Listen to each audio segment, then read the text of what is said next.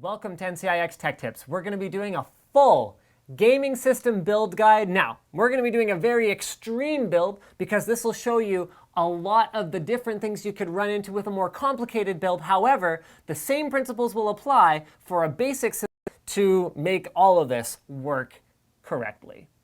Step one for me is always assembling the critical components outside of the PC case to ensure that they work correctly. If you don't have a test bench, grab your motherboard box, put it on the table, now you've got a test bench. Modern Intel motherboards have the pins inside the socket. So the first thing you'll have to do is remove the plastic covering from the CPU socket. So we'll do overlays to show you 2011 and 1155 procedures for this.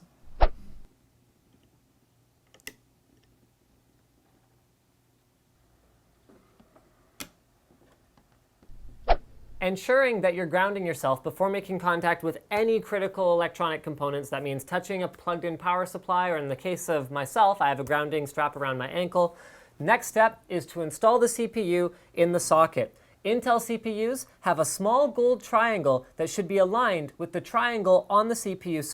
If you have a triple channel motherboard, you want 3 or 6, and if you have a quad channel motherboard, you want either 4 sticks or 8 sticks to ensure that you're getting the most out of it. All you really have to do, and you can consult your motherboard manual if you're not sure which slots to populate first, is find the color-coded slots, put the stick into one side if you have sort of easy install slots, otherwise open both tabs, and then position the memory, making sure to line up the notch with case. We're just going to install one of our GTX 670 graphics cards. You're going to notice that it droops a little bit to the side. We're only running it temporarily like this, so we're not going to worry too much about it. Because we're using a fully modular power supply, we have a bag of optional cables. However, your power supply comes with your case, usually in a box like this, attached somewhere inside. This will be everything you need, and your case should also come with a manual that explains what all the different screws are for. However, for the most part, it's pretty straightforward. The thing that fits into the other thing goes into that thing. First step is to install the power supply into, in this case, the bottom of the case. Power supply is installing cases in a lot of different ways these days, but we're going to go in with the bottom mounted case. Also, you can either orient the fan up or down depending on how your case is configured. In this case, I can do either, but I'm going to orient it down because that way the power supply will always be taking in 100% fresh air through the filtered intake on the bottom and won't have to suck hot air away from my GTX 670 graphics card that's going to be right next to it. To ensure your power supply doesn't move around once you've installed it, you want to screw in the 4 screws at the back. You'll notice that most cases have 8 screw holes at the back. That's to accommodate those 2 different mounting orientations that I talked about before. Put your I/O shield into the case. This is a little bit tricky sometimes, but I usually line up one of the corners and then snap in each of the other 3 corners individually. Make sure it's in there good though, because if it's loose, it can cause problems when you actually put the motherboard in. So we're hand camming this because I couldn't figure out a smart way to lay down the case and install a motherboard and have you guys be able to see it. So it's really important not to put any pressure down on this motherboard because it's like sitting on these metal standoffs. I usually use a heatsink that's screwed in or some other secure mounting point to position the board, holding it slightly off the standoffs. You want to keep it angled like this. Put the I/O through the I/O sheet or the I/O plate, okay? And then slide down the other side, keeping a careful eye on these holes to ensure that they are positioned correctly. If they are positioned correctly, you can see these little metal pieces around the mounting holes. Those will protect them if you're off by just a little bit.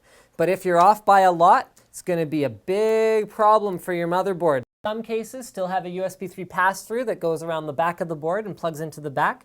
We've also got our front panel audio, where the header is usually located around the back of the board in sort of this neighborhood. We've got our front USB 2, and watch carefully for your USB 2 ports. Some of them are color-coded to provide extra power for charging devices like tablets without any slower charging compared to what you'd normally see on a USB port. And finally, your front panel connectors. So that includes your hard drive LED, your power, your reset, and your power LED. Now, if the cables are all black on your case, it can be a little bit trickier, but they should be labeled with plus and minuses. And in your motherboard manual, you can actually find a diagram of which connectors are which. On high-end motherboards, like the Rampage 4 Extreme that we're using today, they're actually all labeled on the motherboard itself, so I'm able to do it without any assistance. Done with power cables for now, so we needed 6 SATA data cables. So, okay. I've plugged them all into the back of the drives. Now I'm running them through to the motherboard where we're going to plug them in on the other side.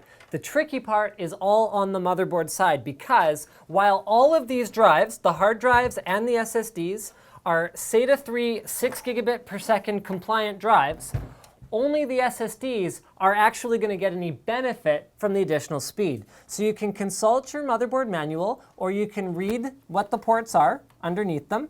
But it is very important to plug your SSDs into the SATA 3 6 gigabit per second ports on your motherboard and the hard drives into the SATA 2 3 gigabit per second ports in order to get the best performance out of your SSDs. Now it's time to install our H100 cooler, being sure to align it correctly with the mounting holes in the top.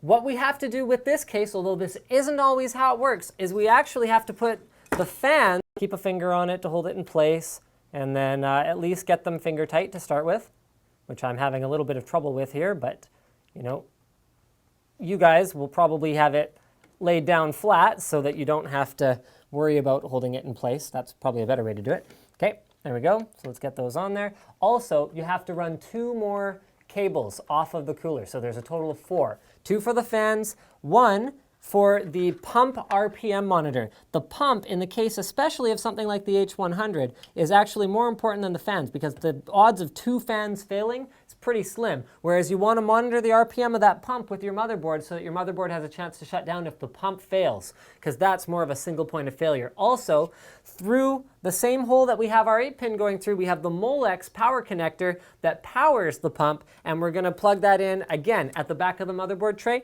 to keep things nice and tidy inside. Now because the and tidy up, whoa, that mess of wires, as well as running a couple Molex connectors to those fans on the top, as well as the pump for our H100.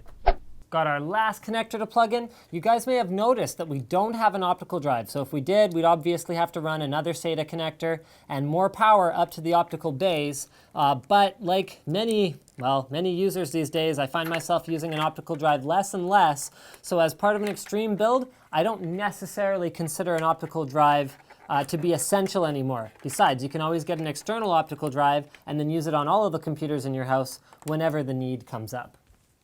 In a modern case, there's pretty much no excuse for not doing at least a little bit of rudimentary cable management. So in this case, we've used the loops on the back of the motherboard tray to keep all the cables flat enough that we can take our side panel and close it without any difficulty. So I mean, everyone's probably done this at some point if you're an experienced builder. That game where you lay the case down and then you sit on it like a suitcase in order to get the our 2 240 gig Neutron GTX drives, as well as our 4 Western Digital Red Series 3 terabyte drives. We're going to create 2 RAID volumes. So we're going to create our RAID 0 GTX volume. This is going to be a RAID 0 stripe. We've got to select our disks using spacebar. Enter means we're done. Strip size really depends on the kind of load you're going to put on it. Something like 32 kilobytes as the default is going to be suitable for OS use. Whereas if you were going to, see the recommended values are here. So a larger strip size is going to be great for if you were using it as a scratch disk for very large files for video editing. But OS use, so we want smaller strips. Actually, let's go with 64. And then we are going to create a volume with the entire capacity. Boom, RAID 0. Now, RAID 0 is not secure. One of those drives dies, all your data is gone. So we're going to use our RAID 10. Really? No.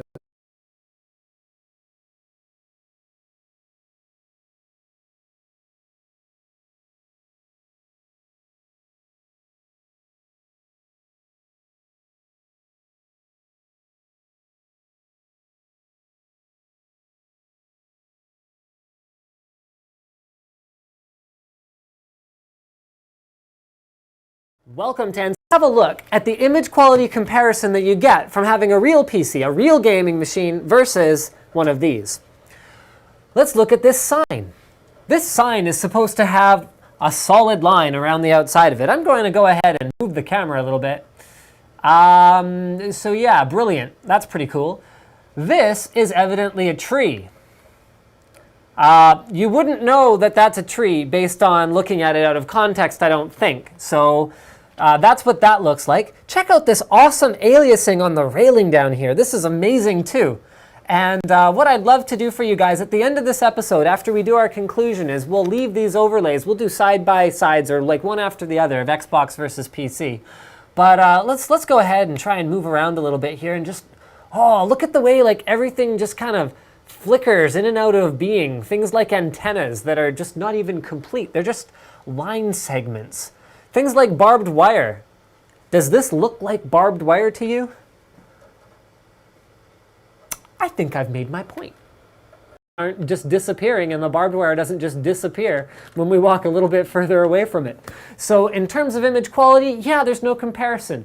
Is it possible to play games on a PC from a couch? Absolutely. You can even use an Xbox controller on your PC if you really want to. Is it noticeable from couch distance? Absolutely as well. And there are wireless keyboard and mouse options that are available too, should you want to use a controller that, I'm not going to really talk about the superiority of it, but a controller that allows you to accurately move around and accurately aim your weapon.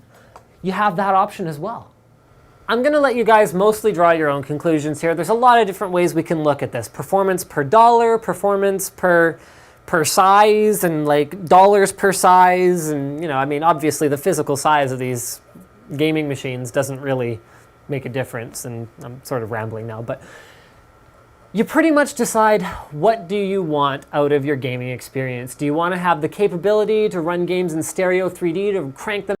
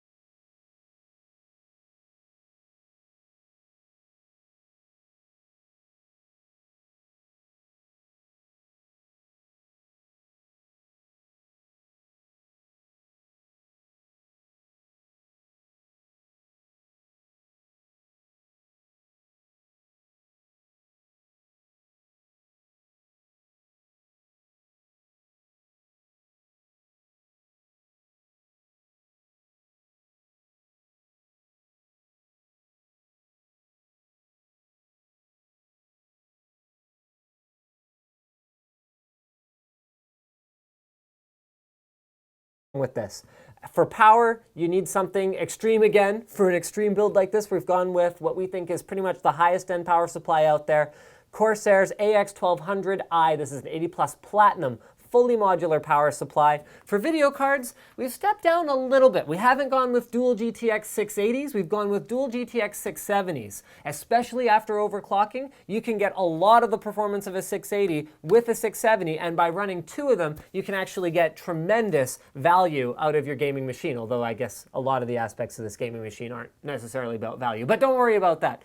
Dual 670s is a great solution. We're going with an Asus Zonar Essence STX sound card. This is the ultimate sound card for gamers who use headphones, and we've gone with a Cooler Master half series case to make sure that we are going to get the cooling we need to make all of this work correctly. In the corners first, so a little bit tight in this corner, a little bit tight in the opposite corner, and then go slowly like this to make sure that you're not putting unnecessary pressure on the CPU from any particular direction. If your CPU cooler mounts with push pins, you're going to want to follow the same principles. The pins will come in the correct orientation out of the box and press on the opposite corners at the same time to get a secure mount without undue pressure. Once the CPU heatsink is attached, you can go ahead and take the 4-pin connector for the fan and plug it into the CPU fan header on your motherboard. It's usually labeled CPU and is nearby the CPU socket. RAM installation is pretty straightforward. In fact, the trickiest part of RAM installation is choosing which memory to get. If you have a dual channel motherboard, you want to get either 2 or 4 sticks. If you have a triple channel motherboard, you want 3 or 6. And if you have a quad channel motherboard, you want either 4 sticks or 8 sticks to ensure and a 4-pin to deliver extra power to the CPU. You can plug in either the 8-pin or both of them in order to deliver that extra current.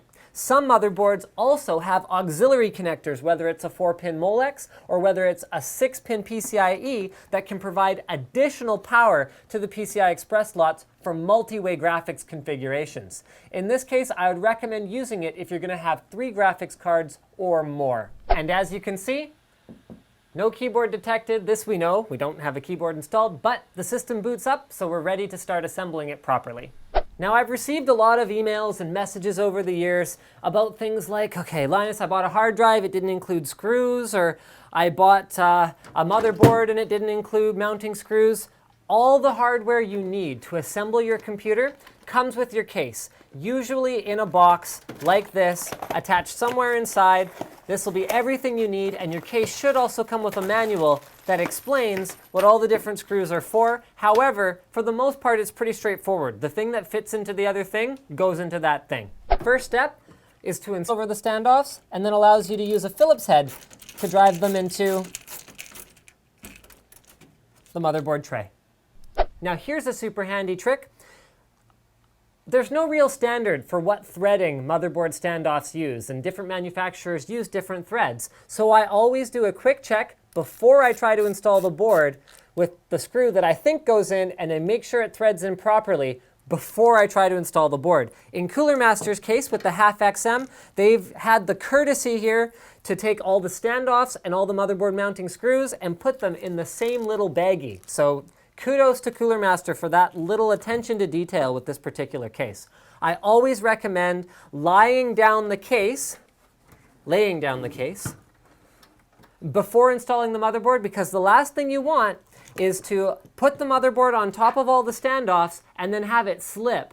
That could scratch the back of your board and damage it to near the memory slots. All this mounting hardware here, there's your AMD mounting hardware, comes with the Intel mounting hardware built in. They've got great instructions that come with it, so we're not going to go through everything. But basically, we just need to pick out these 4 pieces that are going to screw in around the motherboard socket. Then we need these 4 thumb screws to actually secure the bracket to our 2011 platform. So it's incredibly easy to do, and it also comes with thermal compound pre-applied, which means we're going to wipe off using isopropyl alcohol, the thermal compound that we were using for the stock heatsink.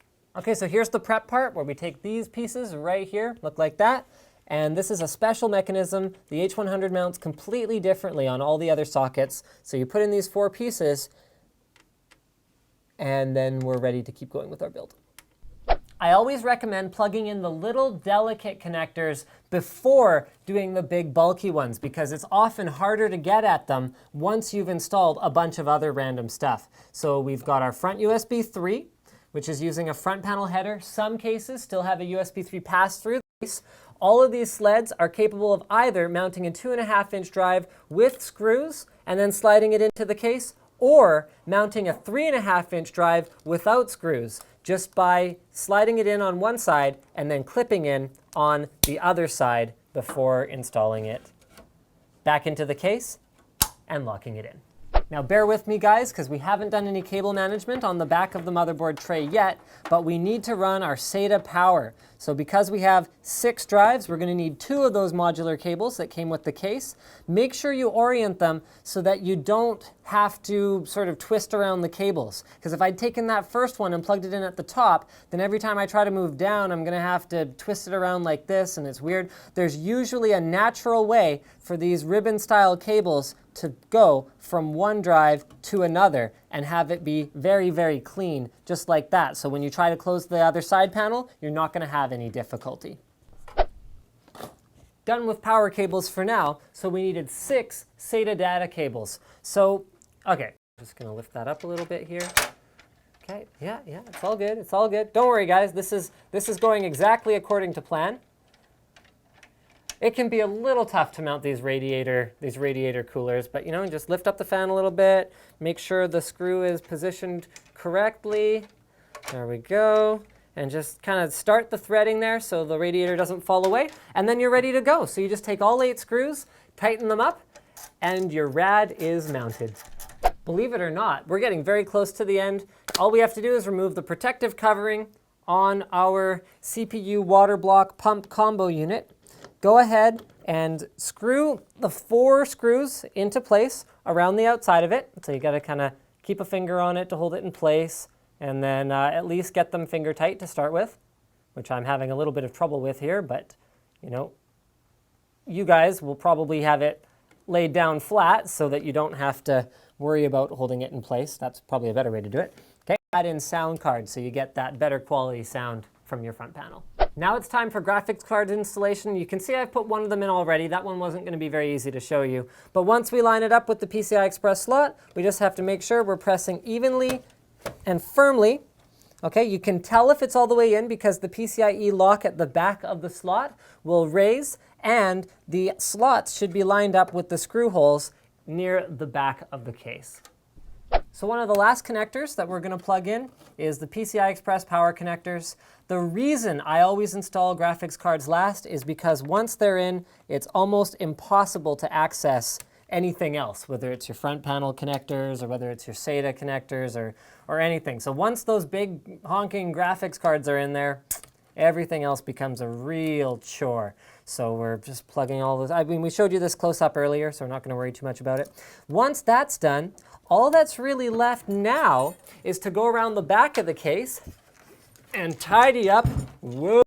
Yeah, I think it looks pretty fly. Looks pretty fly. A lot of it has to do with the component selection, making sure everything works great together. A lot of it has to do with, well, the bling bling. You want components that look awesome. You have like underglow lighting effects on your Dominator memory. You got extra LEDs on your graphics cards. Yeah, you have to get kind of premium components. I'm going to show you guys one last step, and that is the configuration of the storage system here. I'm not going to show you overclocking because I've already done a separate episode about 3960X overclocking, and I won't be showing Windows 7 installation because I've already done an episode about installing Windows 7 in the past, so you can check those out if you get a chance, and maybe Diesel will even give you guys a couple links to those videos. And let's go into advanced SATA configuration, and we're going to change from AHCI mode to RAID mode. Once that's done, we're just going to save our BIOS settings, and we'll be back in a moment. Control-I is all we have to press in order to get into the RAID configuration.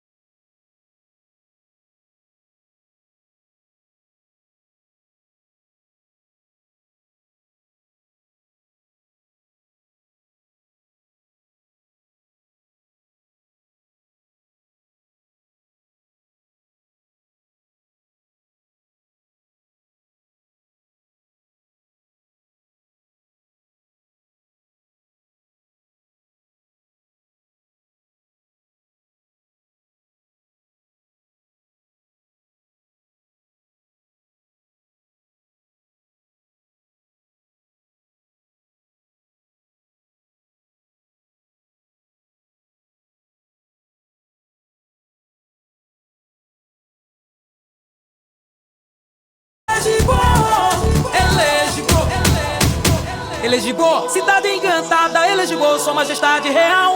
A área que é do ritual do candomblé, exalta as cidades de Quedo e Sabé.